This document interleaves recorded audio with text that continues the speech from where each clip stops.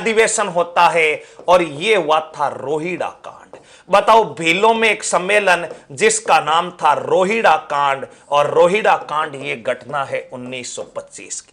रोहिड़ा नामक स्थान, ये रोहिड़ा स्थान बताओ कहां पर पड़ता है? सिरोही जिले में पड़ता है। और रोहिड़ा नामक स्थान पर भीलों का सम्मेलन, फिर से भीलों का बताओ क्या हो रहा है? भीलों का सम्मेलन हो रहा है। और भीलों का सम्मेलन बताओ किसकी अध्यक्षता में हो रहा है? मोतीलाल तेजावत की अध्यक्षता में हो रहा है। मित्रों, भीलों के इस सम्मेलन पर एमबीसी के द्वारा पुणे बताओ क्या की जाती है? गोलीबारी। हालांकि इसमें छोटे मोटे गांव भी, बोलई वाला गांव वगैरह कई गांव आएंगे, लेकिन मैं मोटी परीक्षा की दृष्टि से जो महत्वपूर्ण घटना है वो बता रहा हूं।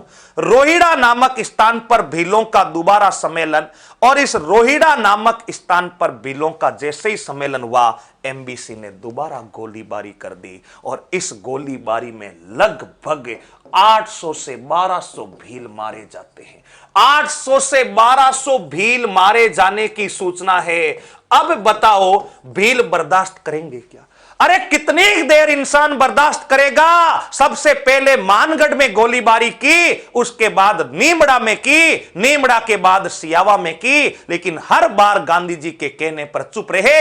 अब चुप रहने वाले नहीं है। मित्रों, भीलों के अंदर जो गुस्से का गुबार था वो गुबार बाहर निकल जाता है और भील एक नारा दे देते हैं। भीलों का जो नारा था, वो भीलों का नारा क्या था? हाकिम और हुक्म नहीं। हाकिम और हुक्म नहीं का नारा दिया गया।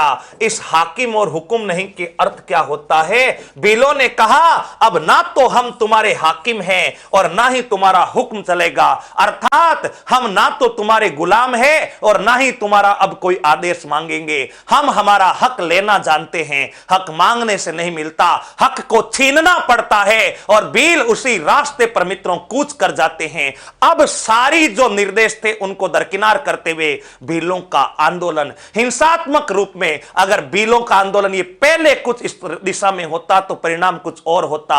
अब गांधी जी ने जो सीमाएं बांधी थी, भील उनको लांघना शुरू कर देते। अरे करेगा क्या? आप क्या करोगे? अगर आपके ऊपर कोई एक थप्पड़ मारेगा, दो मारेगा, तीन मारेगा, बर्दाश्त करोगे? अंत में बताओ लठ उठाकर तैयार होगे कि नहीं होगे? जो होगा देखा जाएगा। इंसान रणभूमि में लड़ते हुए मारा जाए तो उसे दुनिया याद करती है, घुट घुट कर मरने वालों को इस दुनिया में निशान भी नहीं मिलते।